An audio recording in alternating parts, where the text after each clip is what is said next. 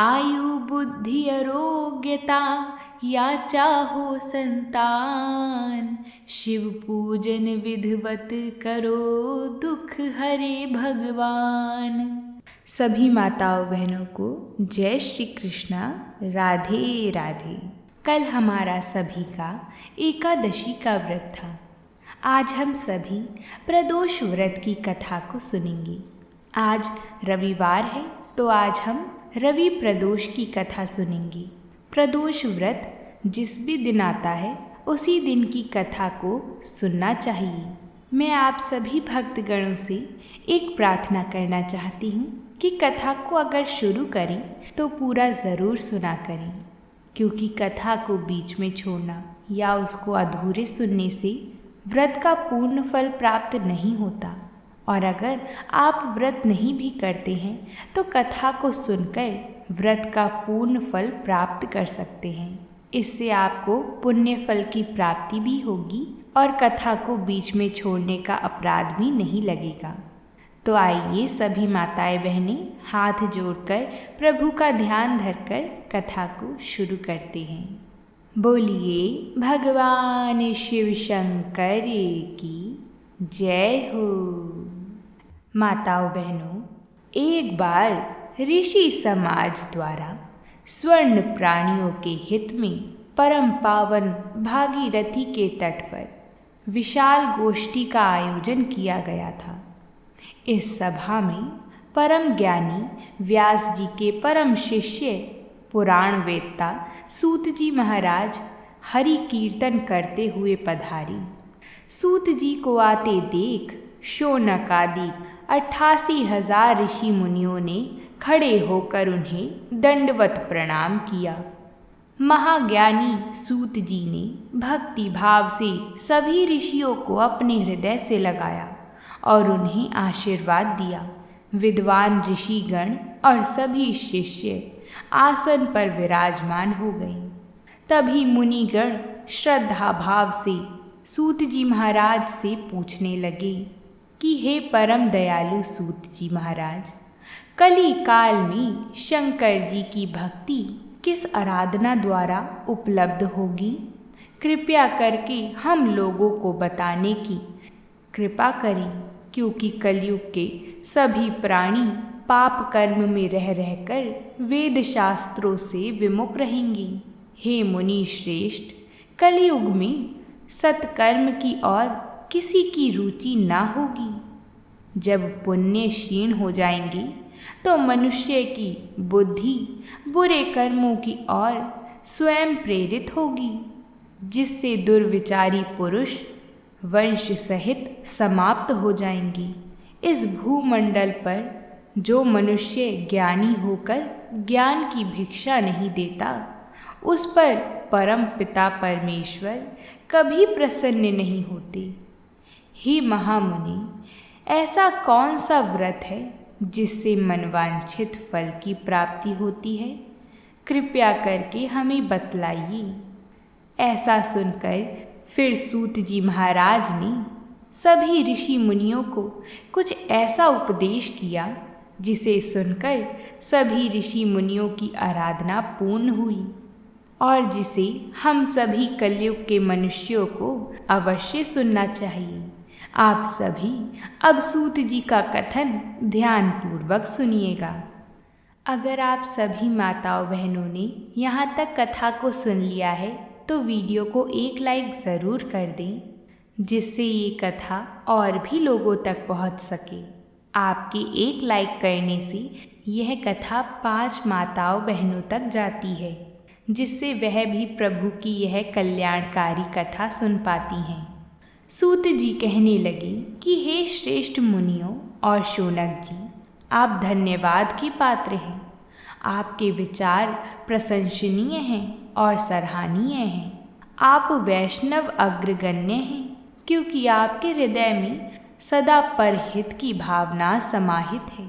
इसलिए हे शौनक आदि ऋषियों, सुनो, मैं उस व्रत के बारे में बताता हूँ जिसे करने से सभी पापों से मुक्ति मिलती है, धन वृद्धि होती है, दुख विनाशक, सुख प्राप्त करने वाला, संतान देने वाला और मनोवांछित फल की प्राप्ति कराने वाला यह व्रत होता है।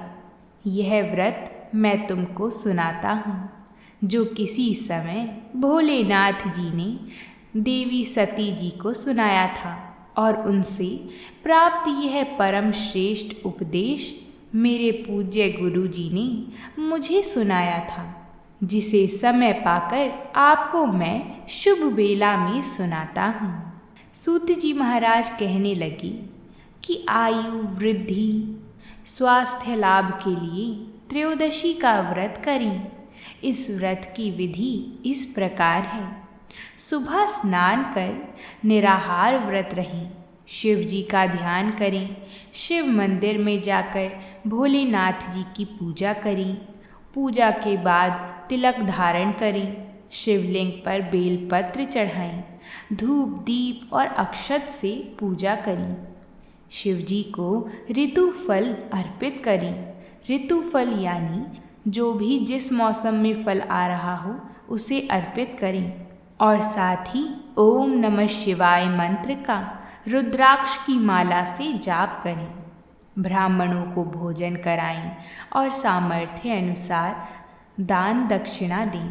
इसके बाद मौन व्रत रखें और ध्यान रखें कि व्रती को सत्य बोलना है।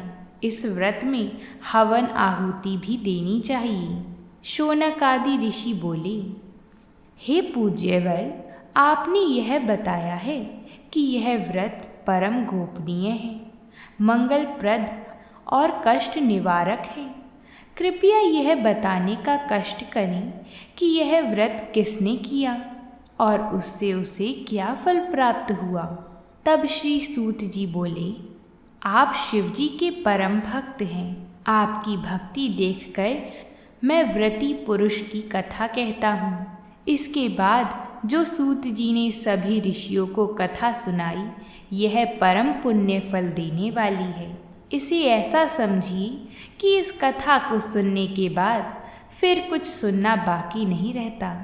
सूत जी महाराज ने कथा सुनाना शुरू किया। सूत जी ने कहा, एक गांव में अति दीन ब्राह्मण निवास करता था। उसकी पत्नी महीने के प्रदोष व्रत किया करती थी और उसका एक पुत्र भी था। एक बार की बात है कि उसका पुत्र गंगा स्नान करने के लिए गया हुआ था। मार्ग में जाते हुए उसे कई चोरों ने घेर लिया और वह कहने लगी कि जो कुछ भी तुम्हारे पास हो वो हमें दे दो, नहीं तो हम तुम्हें मारेंगे। अपने पिता का सभी गुप्त धन बतलाओ। चोरों की ऐसी बातों को सुनकर बालक दीन भाव से कहने लगा कि हम अत्यंत दुखी दीन हैं, हमारे पास धन कहाँ है। ऐसा सुनकर चोर फिर कहने लगे कि तेरे पास पोटली में क्या बंधा है। बालक ने उत्तर दिया कि मेरी माता ने मुझे कुछ रोटी बनाकर बांध दिया है। दूसरा चोर बोला कि भाई, यह तो अति दीन दुखी हृदय है, इसे छोड़ो। बालक इतनी बात सुनकर वहाँ से जाने लगा और एक नगर में पहुँचा। नगर के पास एक बरगद का पेड़ था। बालक थक कर वहाँ बैठ गया और पेड़ की छाया में सो गया। उस नगर के सिपाही चोरों की खोज कर रहे थे और वह बालक के पास आ गए। उन सिपाहियों ने सोचा कि यह बालक ही वह चोर है जिसे वह ढूंढ रहे हैं। सिपाही बालक को चोर समझकर राजा के पास ले गए और राजा ने फिर उसे ऐसा दंड दिया जिससे उसे कारावास में रहना पड़ा। उधर बालक की माता का प्रदोष व्रत था और वह शंकर जी की पूजा कर रही थी। उसी रात राजा को एक स्वप्न आया कि यह बालक चोर नहीं है। सुबह होते ही इस बालक को छोड़ दो, नहीं तो तुम्हारा राज्य वैभव जल्द ही नष्ट हो जाएगा। भगवान शिव का ऐसा उपदेश सुनकर रात समाप्त होते ही राजा ने उस बालक से पूरी कहानी पूछी कि वह यहाँ कैसे आया, और बालक ने राजा को सारी कहानी बताई। बालक की बात सुनकर राजा ने सिपाही को भेजकर उसके माता पिता को बुलवा लिया। उसके माता पिता सोचने लगे कि राजा ने हमें क्यों बुलाया है, ऐसा क्या हो गया। वह घबराते हुए राजा के महल पहुँची। राजा ने जब उन्हें भयभीत देखा तो वह कहने लगा कि आप दोनों चिंता मत करो, तुम्हारा बालक निर्दोष है। हम तुम्हारी दरिद्रता देखकर तुम्हें 5 गांव दान में देना चाहते हैं।